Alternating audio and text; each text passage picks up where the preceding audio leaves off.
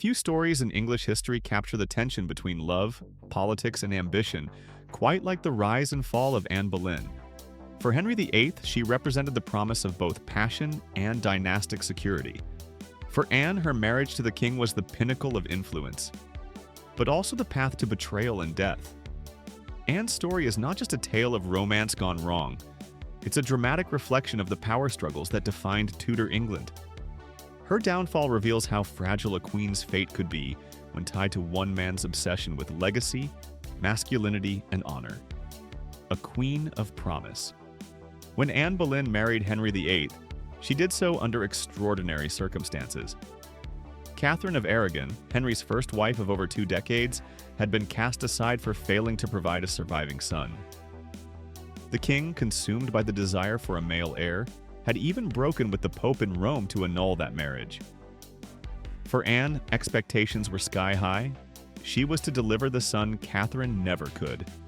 But in September 1533, Anne gave birth to a girl, the future Elizabeth I.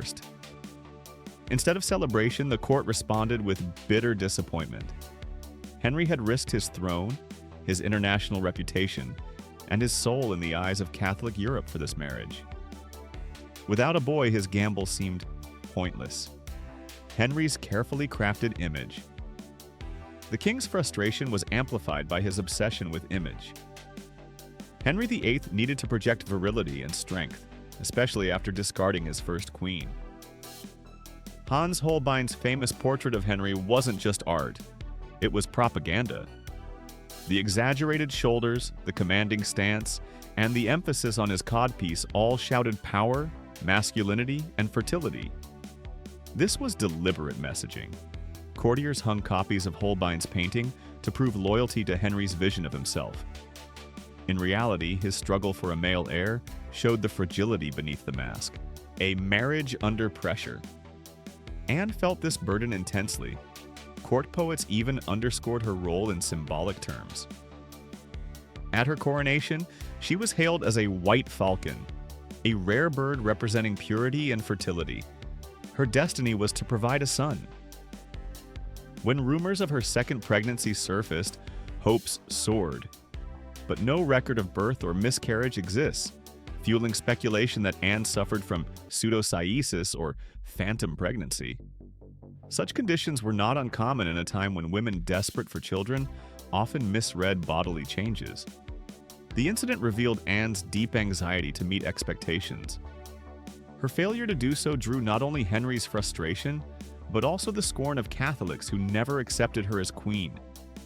To secure her position, Henry pushed through the Act of Supremacy, 1534, declaring himself head of the Church of England, and the Act of Succession, which required all subjects to acknowledge Anne's children as rightful heirs. Refusal meant death. Some resisted. At the London Charterhouse, Prior John Houghton and fellow monks refused the oath. Their horrific executions, hanging, disembowelment, and quartering were blamed on Henry himself.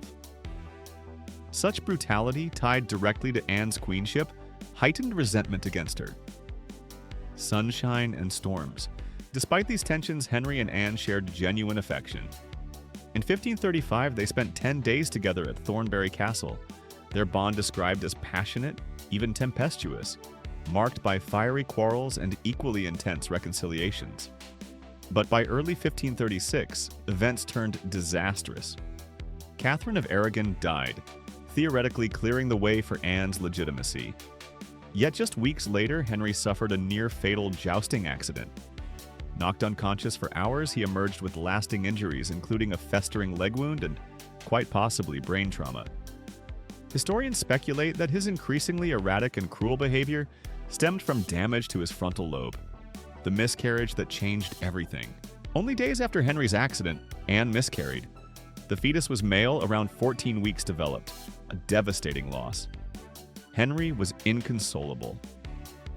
"I see that God will not give me male children," he is reported to have lamented. To a king obsessed with dynastic honor, this was not just personal grief, but a divine judgment. Just as Catherine's failures had once seemed proof that their marriage was cursed, Anne's miscarriage now cast doubt on her worthiness as queen. The arrival of Jane Seymour. Court gossip soon spread that Henry's affections had shifted to Jane Seymour, one of Anne's ladies-in-waiting. Jane, unlike Anne, played the role of a modest, virtuous woman. When Henry sent her gifts of gold, she refused them, hinting she would only accept if he made her his wife. Whether Jane was a willing pawn or a shrewd strategist is debated. What's certain is that her presence further undermined Anne's already precarious standing. Whispers of scandal. By spring 1536, scandal erupted. Rumors accused Anne of adultery, with several men, including her own brother, George Boleyn. These charges were almost certainly fabricated, but in the Tudor court, perception mattered more than truth. Anne's sharp wit and flirtatious manner, which had once captivated Henry, were now used against her. Her enemies painted her as a dangerous temptress, incapable of loyalty.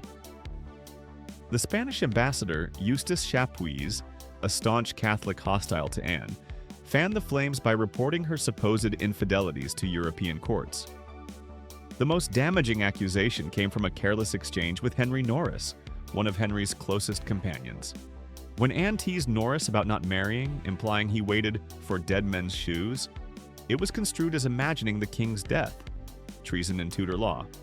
Arrest and trial. On May 2, 1536, Anne was arrested and taken by barge to the Tower of London through Traitor's Gate. She was charged with adultery, incest, and treason. With her were 5 men, including Norris and her brother George. The trial was held before 2,000 spectators presided over by her uncle, the Duke of Norfolk. The accusations were lurid. Anne was said to have seduced men with frail and carnal appetites, even sharing kisses with her brother. The suggestion that she mocked Henry's sexual abilities was particularly humiliating, undermining his carefully crafted image of potency. Unsurprisingly, the jury found her guilty. Anne's final words. Sentenced to die, Anne addressed the crowd with remarkable dignity. She insisted on her innocence, though admitted she had not always shown Henry the deference he expected. She ended by praising the king, praying for his long reign, and asking the crowd to judge her kindly. On May 19, 1536, she was executed by a French swordsman, brought in to ensure a swift, clean death. Her final prayer echoed in the silence. Lord, have mercy on my soul. She was buried in the chapel of St. Peter ad Vincula within the tower. While most traitors' heads were displayed on London Bridge, Anne was spared that indignity, though her reputation remained tainted for centuries. Legacy of a doomed queen. Anne Boleyn's story is one of ambition, passion, and tragedy. She was a woman who rose to the heights of power but became the victim of political intrigue, personal obsession, and shifting fortunes. Ironically, the daughter she delivered, Elizabeth I, would become one of England's greatest monarchs, proving that Anne's failure to provide a son did not doom the Tudor dynasty after all. Her downfall reveals much about Henry VIII's world, a society where honor was inseparable from masculinity, where gossip could kill, and where women's fates depended on their ability to bear sons. Anne's wit and intelligence, once her strengths, ultimately made her a target in a court that had little tolerance for strong-willed queens. Today, she is remembered not as the villain her enemies painted, but as a complex, tragic figure whose life altered the course of English history. And that brings us to the end of Anne Boleyn's incredible and tragic story. If you enjoyed this video, don't forget to hit that like button, subscribe to the channel, and turn on the notification bell so you never miss our latest videos. We've got plenty more fascinating stories from the past coming your way. Thanks for watching, and we'll see you in the next one.